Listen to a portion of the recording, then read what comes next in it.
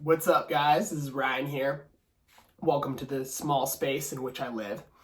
And today I want to tell you guys about a ski technique that I think is just not talked about enough.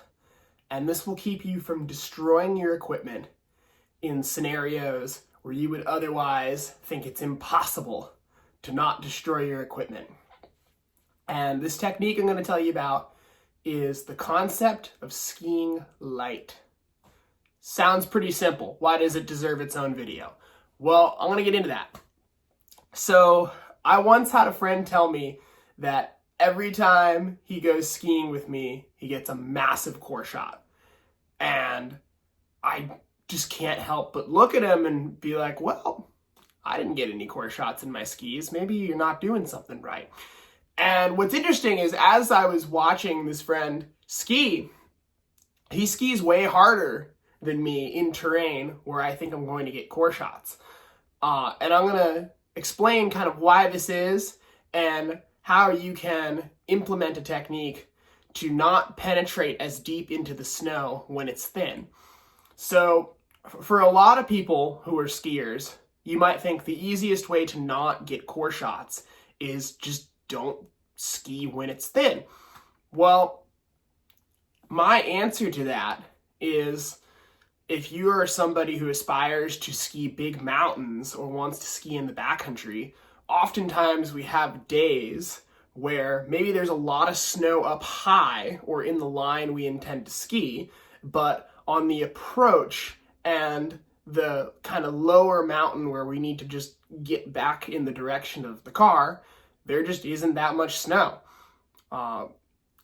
Great example of this is the expedition that I did with Brennan in 2022 that I'll link above right here to the AIARE, where we literally just had patches of dirt and snow that was maybe about a foot thick and isothermal, but it just wouldn't have been efficient to keep taking our skis off and putting them back on. We just had to move through the terrain. And I didn't get my skis destroyed on that trip. So here's kind of the gist of what I'm talking about. If you picture yourself in a turn, the turn has the transition period where both your skis are flat. And as you come around in the turn, you get higher on edge angle. You're kind of dropping your hip into it and you're making the carve. Sorry if I don't explain this with like a perfect PSIA form, but you get what I'm saying. There's more force in the apex of the turn and there's less force in the transition. That's almost the period where you're floating, especially if you put a lot of pop into your skiing. So when you're skiing through thin snow, in conditions where it's powder or maybe it's like a isothermal punchy kind of snowpack, in that apex of the turn, if you're putting in a lot of force, where is that going to send you? It's going to send you to the bottom of the snowpack where the rocks are, where the sharks are waiting to hit you.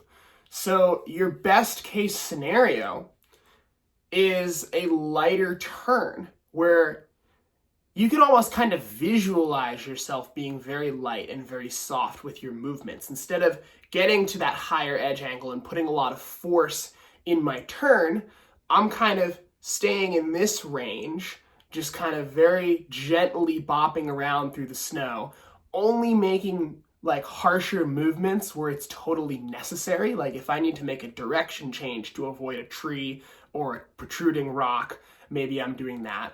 I'm not stopping as hard either. I'm not doing big hockey stops to kind of spray the snow. I'm kind of letting my momentum run out. And part of that is not letting yourself go very fast in the first place. When I'm skiing over a texture in the snow that looks like it could have a rock underneath it, I might even like pick my feet up a little bit. And there's really not a textbook way to describe this.